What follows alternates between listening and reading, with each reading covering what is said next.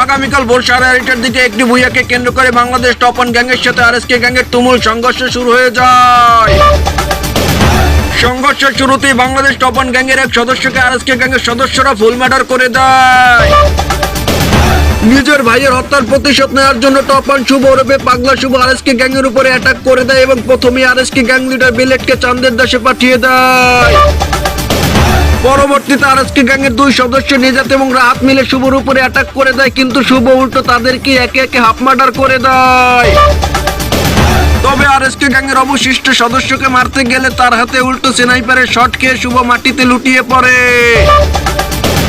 তবে সেখানে আরএসকে গ্যাংয়ের অবশিষ্ট সদস্যকে ফুল মার্ডার করে শুভর অপূর্ণ কাজটুকু টপ ওয়ান প্রান্ত নিজ দায়িত্বে শেষ করে। গোপন সূত্রের ভিত্তিতে জানা যায় বাংলাদেশ টপ ওয়ানের এই বুইয়ায় তাদের ভক্তবৃন্দের পাকনা চুরে যৌবন ফিরে পেল।